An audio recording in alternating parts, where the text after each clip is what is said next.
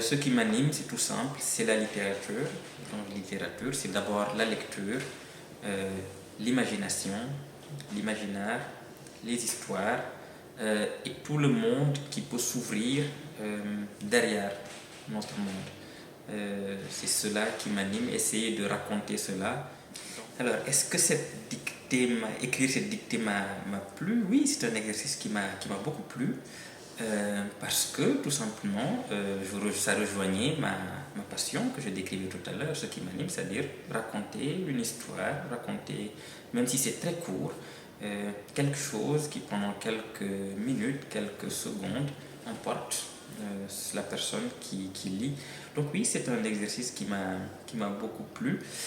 D'habitude, j'écris des romans, plutôt des longs formats, et là c'était une histoire plus courte et pour un public plus jeune. Mais cela ne veut pas dire, parce qu'il est plus jeune, qu'il ne comprend pas pour autant des questions importantes, complexes, qui sont liées à ce que nous sommes comme êtres humains. Donc oui, ça m'a beaucoup intéressé. C'est vrai que la dictée se termine sur une question qui est quelle est la morale de cette histoire?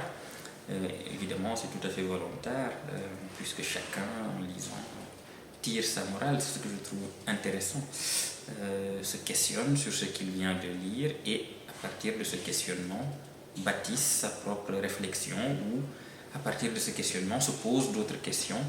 Et pour moi, c'est cela aussi le sens de la littérature et c'est le sens de ce petit conte-là.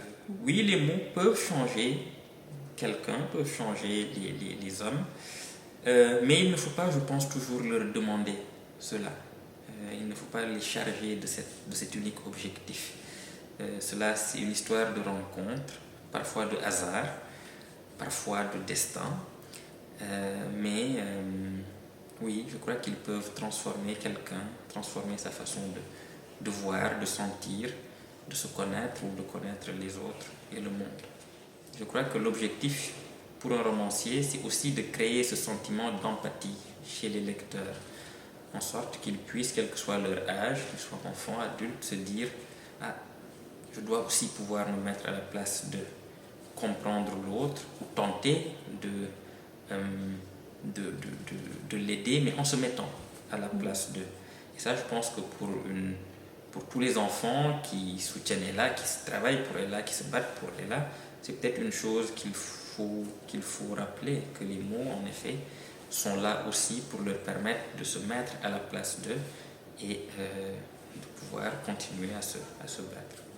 Parce que je crois que c'est toujours parce qu'on est curieux qu'on découvre le monde, qu'on le comprend et qu'on est capable d'évoluer dans ce monde-là. C'est vraiment un éloge de la curiosité. C'est ce que je voudrais peut-être dire.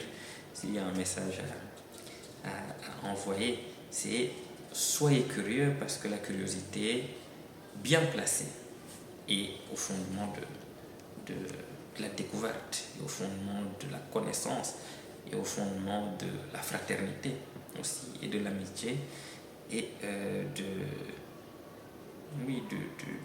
la compréhension.